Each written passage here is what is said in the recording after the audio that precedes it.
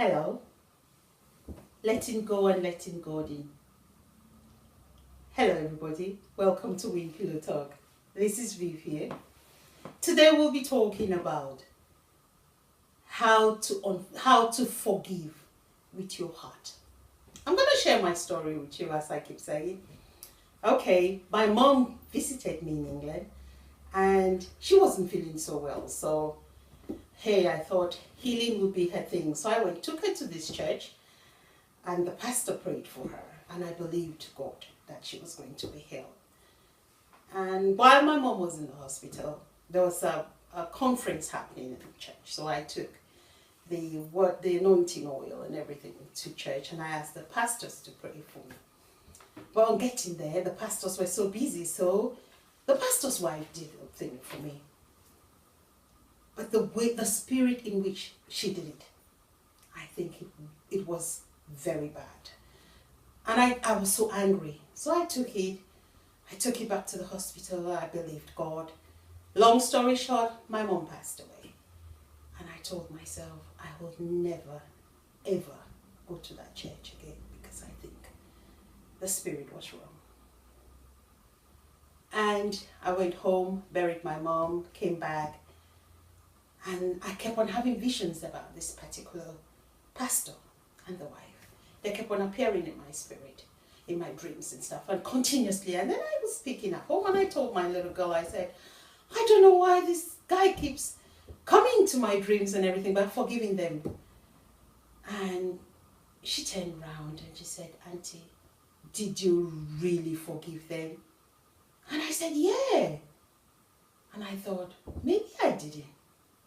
And then I carried on, but when I took the oil, and this is what she did, and this is the... So you see, we can have forgiveness as a lip service, and it will take us nowhere. But unforgiveness will kill you quicker than you ever think.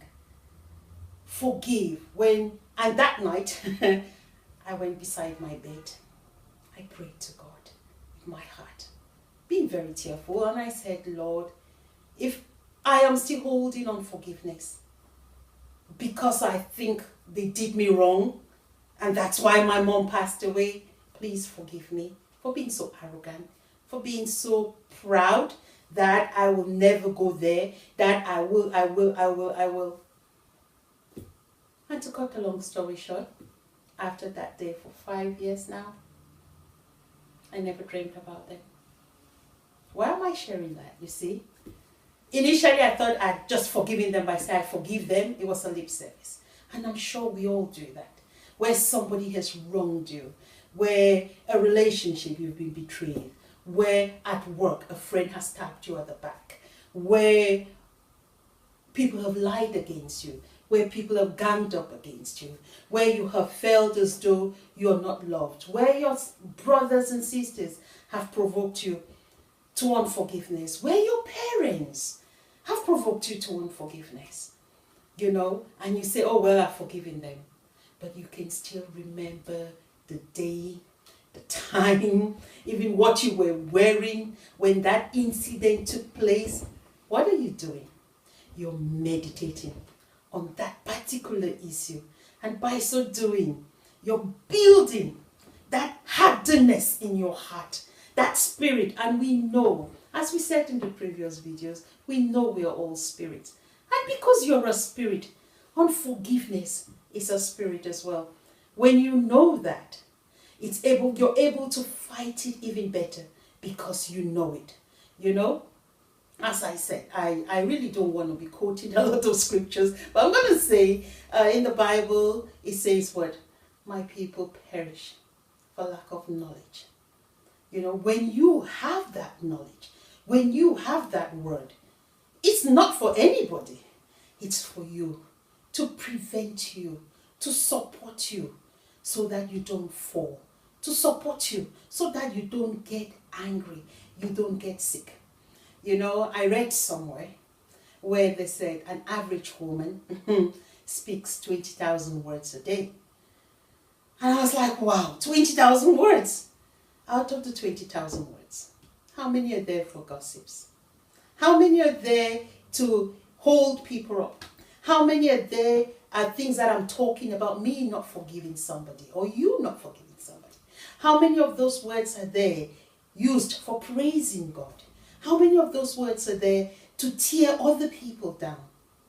Only you can answer that question. I read somewhere where they said a man has an average of 800 thoughts a day in his head. And I'm thinking, wow, 800 thoughts. How many of those thoughts are there to lift up others around you? How many of those thoughts are there to be thoughts that you're thinking, I'm going to do this wrong thing, knowing that you're going to do it, but they don't know anyway?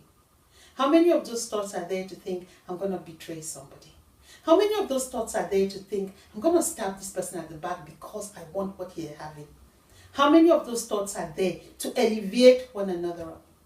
How many of those thoughts are there to encourage one another to become stronger? You see, unforgiveness has different branches in life. And when you know that as a spirit, start with you, because every unforgiveness on earth begins with a thought. What are you thinking about? Only you can answer that. And only you can detox the thoughts that you have inside of you. This series we're going to talk about the different thoughts and how they relate to unforgiveness and how we can detox our spirit and let God in. Because when you do that, you know you're surrendering, you're saying, you know what, this journey, I cannot do it on my own. I need somebody stronger. I need somebody more powerful than me to hold me up, to show me the way. When you do that, you're able to do what? Let it go. Allow God in. Join us as we go through this series, looking into what will make you not forgive and how we can do lip service and still really walk in unforgiveness.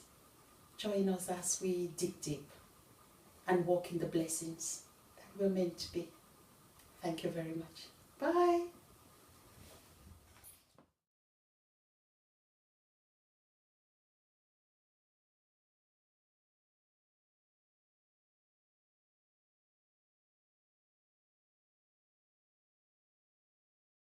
Stay with us. Check our website. Follow us on social media. And do not forget to like and subscribe. Thank you.